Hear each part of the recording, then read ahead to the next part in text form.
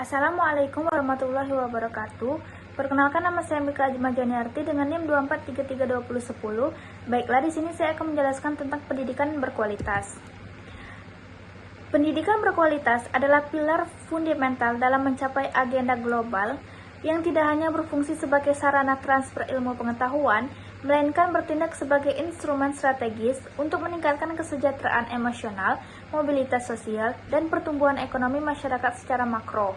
Proses pendidikan yang ideal ini dituntut mampu mengubah potensi dasar siswa yang awalnya sederhana menjadi keterampilan yang unik, adaptif, dan berdaya saing global melalui integrasi yang komprehensif serta keseimbangan antara kemampuan kognitif efektif dan psikomotorik. Oleh karena itu, pendidikan berkualitas tidak boleh terjebak pada metode konvensional yang hanya menekankan hafalan teori, melainkan harus hadir sebagai sarana penanaman nilai karakter yang kuat seperti kejujuran, empati, keadilan, kemandirian, dan tanggung jawab sosial, serta nilai universal manusia yang mencakup toleransi, modernisasi bersikap, kesadaran ekologis, dan keadilan sosial. Pada akhirnya, pendidikan berkualitas merupakan sebuah proses reflektif, dinamis, dan berkelanjutan untuk mencetak generasi emas yang memiliki kompensasi global namun tetap mempertahankan identitas lokalnya. Latar belakang. Pilar pembangunan global, pendidikan yang berkualitas merupakan fondasi utama untuk mewujudkan masyarakat yang inklusif, adil, sejahtera, serta berkelanjutan.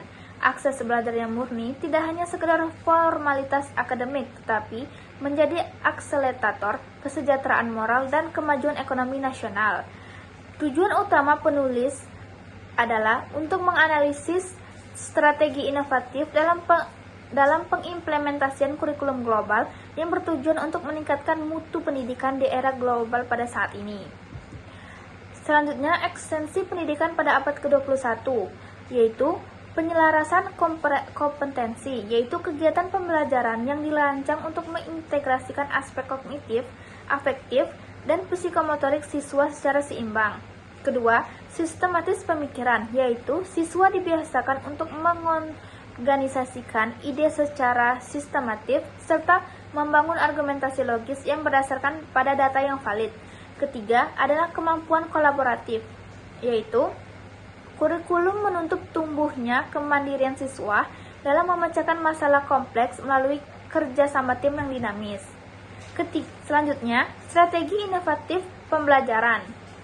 Pertama, eksperiensial, yaitu pendekatan pembelajaran berpusat pada keterlibatan aktif siswa dalam mengeksplorasi realitas di sekitar mereka secara empiris.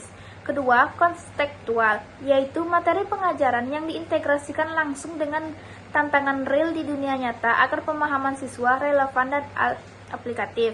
Ketiga, project based learning, yaitu siswa didorong menyusun proyek riset lapangan terstruktur untuk menumbuhkan nalar kritis serta melahirkan solusi yang inovatif. Selanjutnya, transformasi peran pendidik, yaitu pendidik sebagai fasilitator dalam paradigma pendidikan modern. Kedudukan guru telah bergeser dari sekedar penyampaian informasi tunggal di dalam kelas. Guru kini berperan aktif sebagai fasilitator yang bertugas merancang ekosistem pembelajaran yang aman, inklusif, serta mendukung penuh kemerdekaan berpikir siswa.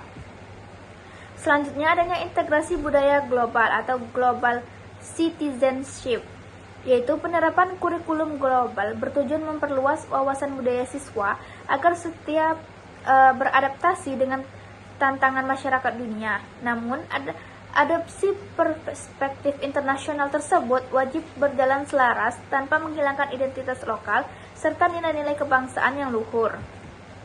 Selanjutnya, penguatan karakteristik. Pertama, moralitas dasar, yaitu kemampuan nilai, kejujuran, empati, keadilan, dan kemandirian secara konsisten membentuk fondasi kepribadian siswa yang mulia.